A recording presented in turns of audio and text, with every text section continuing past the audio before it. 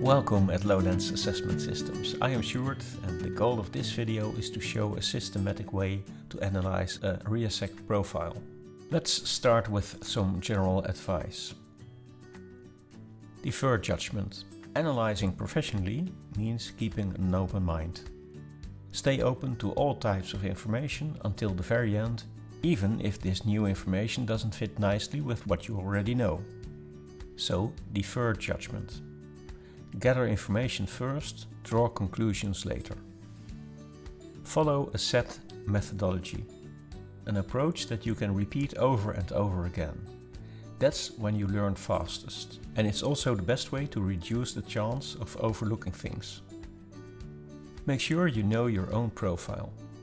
How can you pretend to understand anything about another person if you are unable to objectively and precisely dissect your own profile? When analyzing your own profile, you come across contradictions and things you can't easily explain. And that's a good thing, because the same thing happens when you start working on the profiles of others. Try to recognize patterns. This is very important for the advanced user. If you can recognize fixed patterns in the combinations of scores, you will get much more out of the profiles.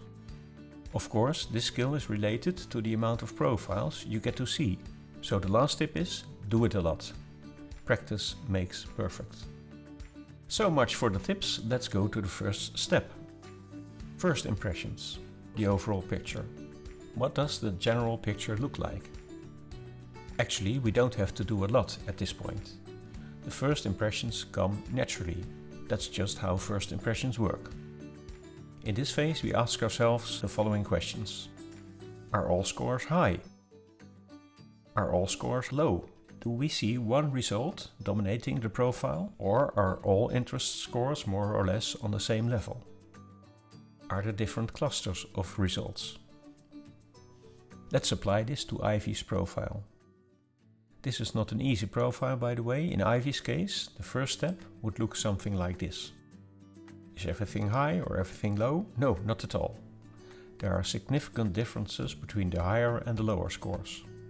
Lots of differentiation is nice to see because it means that Ivy has some clear opinions about what she likes and what she doesn't like.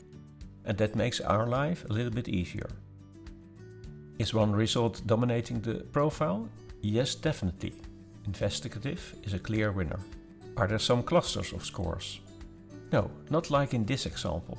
Let's have a look at this smaller profile, where we see that at the top there are 2 adjacent scores and then a group of 3 average scores. Ivy's profile has another special pattern.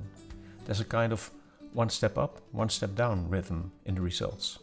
R is lower than I, A is lower than S, and E is lower than C. This is a remarkable pattern, and because this is the first impression, we do not have to understand this pattern at this moment, and we don't have to have an opinion about it. The point is that we've noticed it. Step 2, the highest score. In this step we concentrate solely on the highest score. We ignore everything else. So we don't care if there's a close second or not. We focus on the highest score. Read the domain's description. Try to read it as if you're reading it for the first time in your life. Are the descriptions recognizable? Are there exceptions? Do we see outcomes that don't line up with information we already have? Not everything in the general descriptions of the RIASEC domains will be a perfect fit with your client. But as a rule, the higher the score, the more applicable the descriptions should be. Step 3 is the top 3. This step is a classic. For as long as this theory has existed, the advice has been to have a thorough look at the top 3 scores. Think of the profile as a wish list for the ideal job. It's common sense to use the 3 items on the top of your wish list as a starting point for your search. So let's read the descriptions for the top 3 domains. Try to imagine how someone with a profile like this looks at the world. What kind of person would have these preferences? What motivates them? What do they like? What makes them happy? In our example, Ivy is a thinker, rational and factual. She likes to be structured and work with data. She also likes working with people, but we do note that social ends up in third place. Ivy probably likes research. She should be interested in doing something combining science and people. In this step, we also check how high the top 3 scores are. In Ivy's case, investigative is the highest score in her profile, but it's also high in the absolute sense. Conventional and social are high scores in the context of Ivy's profile, but in the absolute sense, these 2 scores are just average. Seen from different perspectives, investigative is a high score. We could say it's double high. Therefore, investigative should have an important role in our considerations. The lowest score.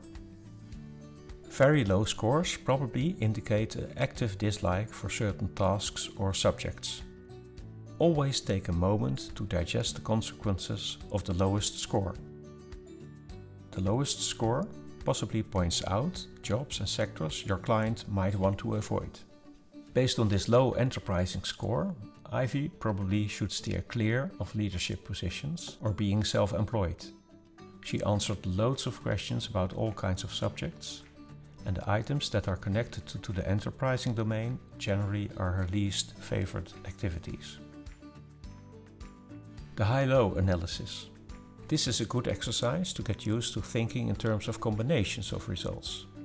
Is the high-low combination easy to understand? Or is it hard to imagine which kind of people could have this combination? Often the high-low analysis provides a quick and informative summary of the main characteristics of an interest profile.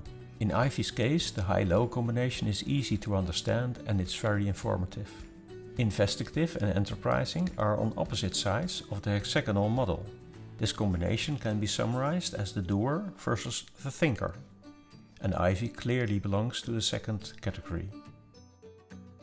And there we have it, a professional profile analysis in 5 simple steps. I hope this was helpful and I'm sure we'll meet again in another tutorial.